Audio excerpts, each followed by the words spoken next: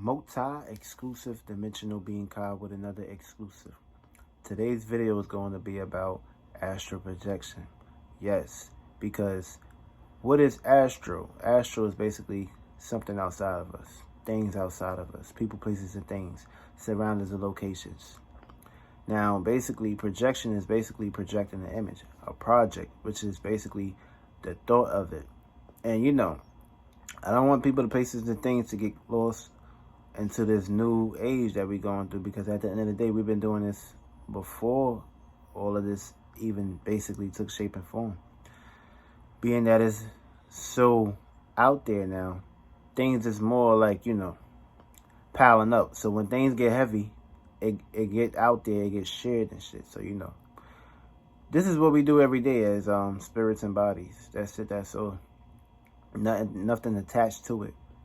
Because remember, we in that times of revolution. So of course, if you don't know yourself by now, you need to basically look in the mirror and find your purpose and basically utilize that for this scenery.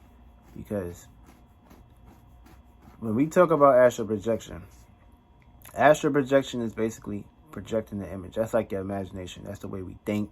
That's the things that come up in our minds, the shapes, the forms, the pictures, us remember or putting ourselves in the circumstance, like just coming up with ideas and concepts. Also, you can play this with deja vu, because deja vu would basically be astral travel, because basically it came to your mind first, the boom.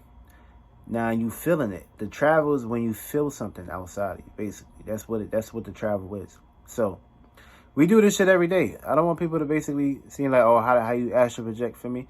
Because people, they doing it, they looking at it as a physical representation, because we don't see your image of what you're projecting out there, let you express it or basically push it out to us. So I don't want people, places, and things to get lost, because, you could be getting lost in somebody else's way of doing things, for me, and you're giving your power to something outside of you. You don't even know what it is, for me.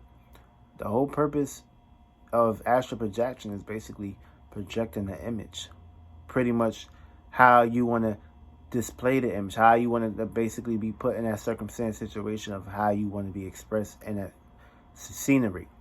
So when we do this, first thing first, it's all about clearing your mind, though. Feel me? You can't be having too much shit on your mind, because you're going to be projecting a whole lot of shit on your mind. When shit get heavy, when the way you think get heavy, things get chaotic, because you're carrying weight, you're carrying baggage. So you need to clear that shit out your head.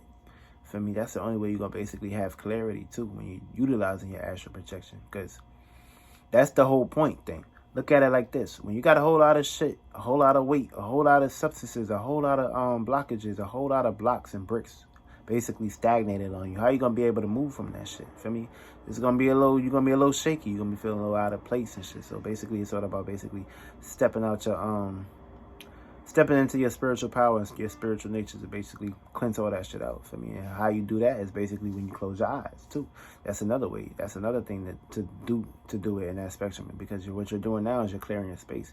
That ain't got nothing to do with astral projection, though, because at the end of the day, you're going to do this automatically, especially when you close your eyes. So, I mean, when we doing the meditation and astral projection, it's two different things, because at the end of the day, meditating is basically just clearing your mind. Now, you got forms of meditation, but you're not really supposed to be pondering. You can do that when you basically daydream, too. That's another thing of astral projection. The better you daydream, the better the scenario is. Especially if you're daydreaming about shit that you want to see and come into existence, for me. Because what you're doing is, that's what you call astral projection. You're painting an image. That's what you need to do. You need to paint the image, put it out there, express your feelings and emotions. And the more you do that, the heavier the substances get. For me, the way you think, your thoughts, is going to basically be pushed out.